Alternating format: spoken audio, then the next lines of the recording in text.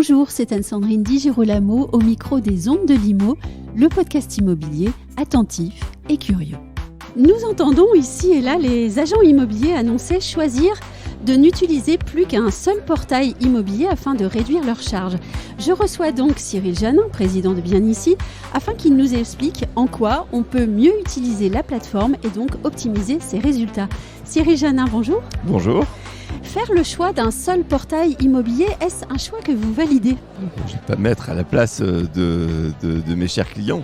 Oui. Ce qui est certain, c'est que savoir où on s'engage, où on met de l'argent, pour faire quoi, c'est à la fois économique, dans une situation de marché qui est un peu plus compliquée, puis après c'est aussi politique, c'est un sujet de conviction. Donc évidemment, le site de la profession qui est Bien Ici, je ne peux qu'encourager à venir sur Bien Ici, mais après j'ai rien contre mes autres concurrents. Donc, et puis je dirais même peut-être un peu à l'inverse de finalement cette introduction, que sur un marché tendu, il faut mettre plusieurs lignes sur le bord du canal pour avoir une chance de pêcher un poisson. Donc le marché tel qu'il est incite plutôt, je pense, à, comme vous disiez, mieux utiliser et à peut-être utiliser. Donc déjà, moi je dirais en termes de conseils, c'est utiliser votre site, vous agent immobilier, c'est quand même, là on parle des portails de Bien Ici, mais votre site, c'est là où vos clients avec les outils de CRM sont prévenus quand vous rentrez un nouveau bien et ainsi de suite. Enfin, il y a une relation qui est particulière. Et puis ensuite, sur Bien Ici, les conseils qu'on peut donner pour optimiser la présence pour Bien Ici, on a 60 commerciaux sur le terrain qui passent leur temps justement à donner des conseils, parce que finalement, publier sur une plateforme, ça peut paraître simple. Et sur Bien Ici, on a un tarif qui est, on dirait, comme diraient les anglo-saxons, all-inclusive, qui est plutôt simple, qui est pas compliqué, qui emporte beaucoup de choses. Mais effectivement, ça vaut le coup de passer un peu de temps à mieux comprendre. Il ne faut pas hésiter. Moi, je dirais, un conseil que je donne, c'est appeler votre commercial référent Bien Ici. Oui. Demandez-leur de vous refaire une passe, de réexpliquer tous les services, comment optimiser sa présence. Par exemple, sur la fameuse géolocalisation avec la carte 3D de Bien Ici, comment ça fonctionne, de retirer les craintes. Mes confrères, ils vont savoir où est le bien, c'est catastrophique. Non, donc il faut expliquer tout ça.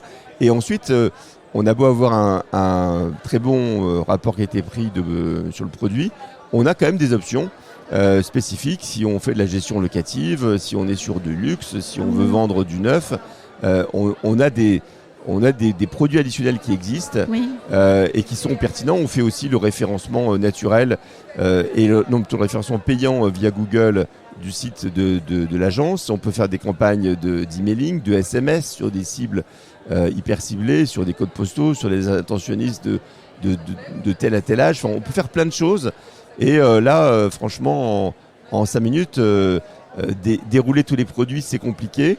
Mais je donne le bon conseil, c'est vous appelez votre référent local et vous lui dites tous les 2 mois, est-ce que tu peux me faire un petit refresh de comment j'optimise ma présence sur un portail.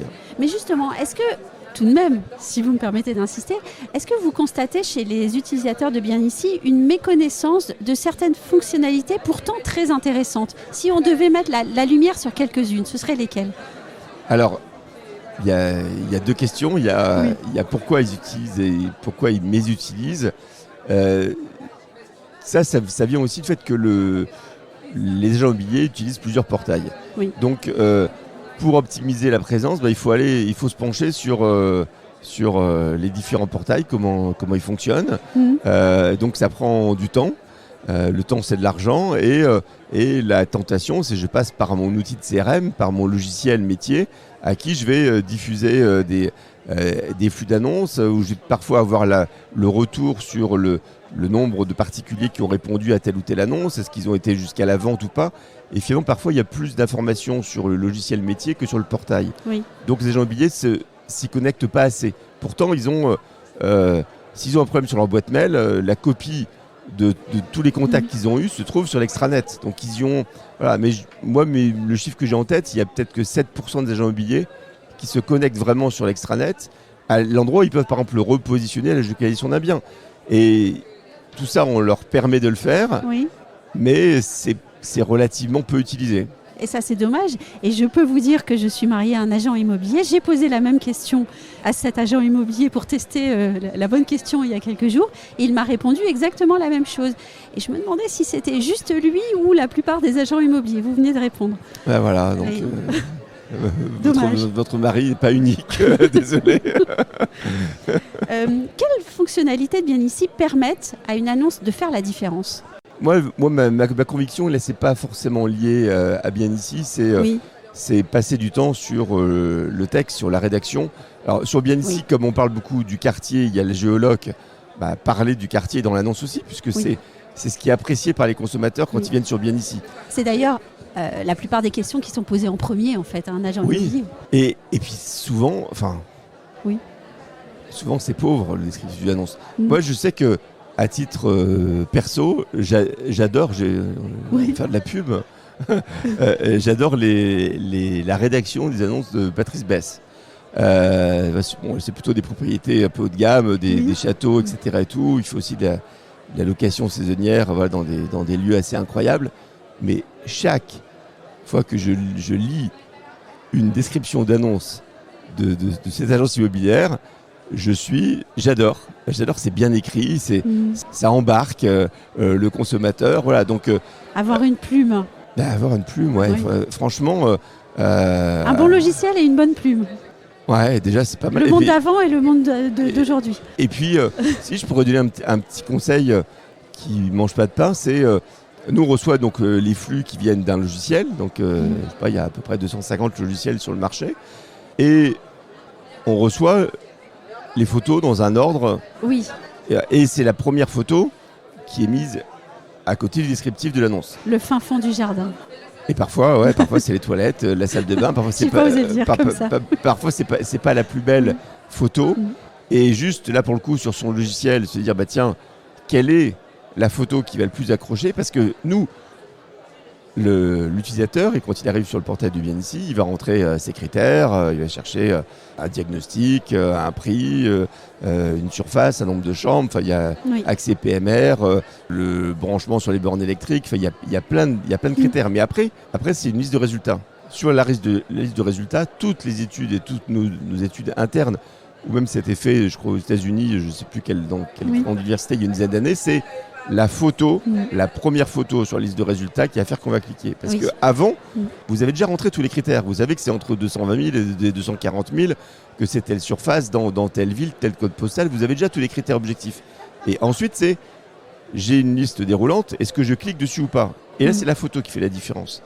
Donc, le conseil, c'est choisissez la première photo que vous envoyez dans le logiciel. C'est à votre sens la meilleure, celle qui sera la plus attractive. Mais qu'est-ce qu'on fait dans un magasin ? On voit et ensuite on touche. Là, c'est la même chose, on regarde la photo, on clique ou pas. Exactement. Mais quand je dis ça comme ça a l'air d'une évidence folle. Mais ça l'est pas, non. Mais ça l'est pas du tout. Non. Et là, pour le coup, ça prend pas beaucoup de temps de se dire dans mes 10 ou 15 photos quelle est celle qui sera la plus sympa. Mais ça veut dire aussi sensibiliser ses équipes, en fait. Mais c'est bien pour ça que régulièrement, on a des réseaux qui nous disent est-ce qu'on peut faire un webinaire sur comment optimiser, je sais pas, sur un groupe comme Foncia, tous les 2 mois à peu près, on les réunit et on leur donne tous ces conseils-là. Ils nous disent ah oui, ça je le sais, mais je sais pas, la description de l'agence. Il y a un annuaire des agences. C'est important parce que quand on cherche un expert sur une zone, je sais pas, on va être muté et donc on n'y connaît pas grand-chose sur les biens, sur les prix, où on est vendeur, on va aller sur l'annuaire. Bon, le descriptif des agences qui se présentent, c'est assez, c'est tous des MeToo, hein, il n'y a pas beaucoup de personnalité. Donc on est sur une plateforme digitale, mais la personnalité de l'agence, via les descriptifs, tout à l'heure je parlais du texte de l'annonce, via le descriptif de qui je suis, je fais ça depuis 3 générations ou 4 générations ou depuis 20 ans ou depuis 30 ans. Enfin, faut le dire. Faut un peu faire du storytelling autour de qui on est, parce que le particulier, il achète une expertise, il achète une personne quand même. Oui.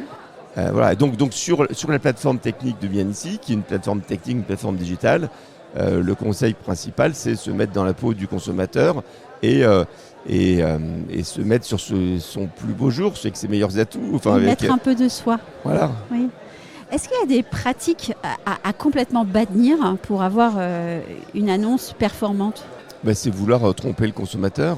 Je vais donner deux mauvais exemples. Il y a 15 jours, j'étais à un déjeuner avec il y avait un député à ma table et qui me dit Monsieur Janin, là, je recherche un appartement dans le 1er arrondissement sur Bien Ici et regardez ce que je trouve. Et il y avait un constructeur de maisons individuelles c'était un programme à Ozoir-la-Ferrière en Seine-et-Marne et qui avait géolocalisé son programme dans le 1er arrondissement de Paris en disant sur une recherche par ordre croissant de chiffre de montant, les gens vont se dire Ozoir-la-Ferrière c'est beaucoup, beaucoup moins cher et donc je vais aller à la campagne.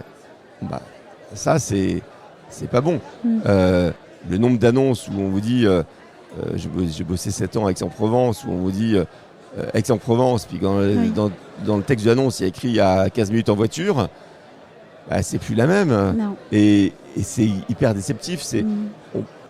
On peut plus, on n'aurait jamais dû, mais en tout cas encore moins maintenant, tromper le consommateur.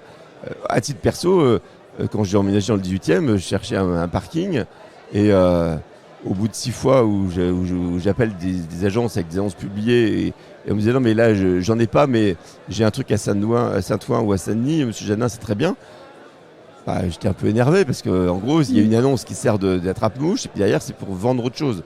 Donc pour répondre à votre question, qu'est-ce qu'il ne faut pas faire, c'est mentir au consommateur. Et tout ce qu'on vient de dire n'a absolument rien à voir avec l'informatique, en fait. Ça n'a rien à voir avec Bien Ici. Mais ce que je pense, c'est que comme on est sur une plateforme digitale, on dit je rentre dans des cases, je suis à côté de plein de compétiteurs, mes confrères qui sont sur le même code postal, ils sont là aussi. Et votre question, c'est comment je fais pour me démarquer. Et donc je dis... soyez naturel et montrez que vous êtes des hommes et qu'on est sur une plateforme digitale, mais vous avez un vécu, vous avez une histoire, vous avez quelque chose que vous vendez dans la vraie vie, donc faites-le ressentir. Et le consommateur, il le ressent. Je redonne mon exemple de Patrice Besse. Franchement, toutes les semaines, je lis leur newsletter avec les nouveaux biens et je prends mon pied à lire ces descriptifs d'annonces. C'est une fois sur 1000 ou sur 10 000, c'est hyper rare. Mais je pense qu'on devrait en prendre du poil de la graine, comme on dit, et se dire j'ai une âme dans la présentation des biens que j'ai en portefeuille, et il faut que ça se ressente. Donc c'est le moment, le marché est tendu, c'est le moment de mieux travailler finalement sa présence. Mieux travailler sa présence et puis savoir revenir à des fondamentaux au fond. Savoir bien se présenter, savoir écrire, prendre le temps d'écrire. Oui, et puis on a eu 2 années exceptionnelles où le bien rentré il était vendu dans les 48 heures, donc c'était un peu bâclé, c'était déjà du prévendu, donc la tentation c'est de pas y passer du temps. Bon, là le marché s'est retourné, donc il faut oublier les ventes faciles des années de 2021-2022 et maintenant il faut passer plus de temps dans sa présentation. Je reviens sur la présentation du quartier et de l'environnement qui est un point fort sur Bien Ici avec la carte. Il faut en parler. Parce que nous on sait que les consommateurs ils viennent sur Bien Ici pour ça. Ils regardent le quartier, ils circulent, ils regardent les restos, les machins choses. Sur les annonces dont je parlais tout à l'heure, il y a parfois les conseils du meilleur resto dans le coin ou à côté de tel château ou de tel musée. Faut vendre la chose, il faut faire un beau papier cadeau autour et c'est hyper important à mon sens. J'ai une dernière question, je ne sais pas si vous pourrez y répondre ou si vous voudrez y répondre, mais vous, Cyril Janin, président de Bien Ici, quelle fonctionnalité vous rêvez de mettre en place? Après, il y a le B2B et il y a le B2C. Donc, Oui. pour le B2B, je rêverais de pouvoir faire gagner du temps et donc de l'argent Oui. à mes clients professionnels. Donc ça, c'est ce qu'on commence à faire là sur la gestion locative avec un screening automatique des pièces, puisqu'on a 15% des pièces des particuliers qui veulent accéder à une location qui sont fausses. Donc là, c'est faire gagner du temps en disant ça c'est une vraie fiche de paie ou c'est une fiche de paie qui est pipotée. Oui. Et la solvabilité, c'est-à-dire la probabilité que le consommateur aille jusqu'au bout de son achat et qu'il obtienne le prêt de sa banque, qui en ce moment est une des peines majeures. Si je pouvais arriver avec quelques questions, avec un outil de pré-screener, ça éviterait de revenir à la caisse départ et de remettre le bien sur le marché alors que la promesse était signée, mais derrière, ça ne se fait pas. Et ça, c'est dans le neuf ou dans l'ancien. Donc, ce que j'aimerais, c'est apporter plus de... Voilà, moi, je fais 1 400 000 mises en relation par mois. Si je pouvais mettre au-dessus de la pile et dire, là, il y a une plus forte probabilité que ça aille jusqu'au bout de l'histoire, j'apporterais un beau service. Après, ça pourrait être vu... comme quelque chose de très capitaliste, très vigile à entrer une boîte de nuit, tu rentres ou tu rentres pas. Ça pourrait avoir... Le sujet, c'est ce que... Voilà, c'est pour ça que je reparle du B2B, B2C. Nous, on est toujours dans ce dilemme-là. J'ai parlé de l'agent immobilier Aix-en-Provence qui dit c'est à Aix et c'est à 20 minutes. Peut-être qu'il va... sur un malentendu, signer quelque chose, mais nous, derrière, on a 10 plaintes de consommateurs qui disent « mais c'est quoi cette annonce ? Elle est pas là, elle est à Venelle, elle est ailleurs. » Donc pour votre question, je veux apporter un peu plus de finesse et d'information dans qui est qui. Voilà, moi, je suis finalement, je fais de la mise en relation. Un site de rencontre immobilière finalement. Et si je peux apporter plus d'infos, plus de finesse dans ma mise en relation, pour votre question, ça serait mon souhait majeur. Et je retiens que vous aimez les annonces bien écrites et que vous avez un plaisir infini à lire certaines d'entre elles. Je pense que ça, on pourra en reparler un autre jour au micro, peut-être dans une autre émission. Je vais faire du Fabrice Lucchini, je vais lire, je vais déclamer c'est exactement ce à quoi je pense. les meilleures annonces. Mais franchement, il y a vraiment un truc autour de ça. Oui, c'était bien entendu. Merci beaucoup. À bientôt, Cyril Janin. Merci.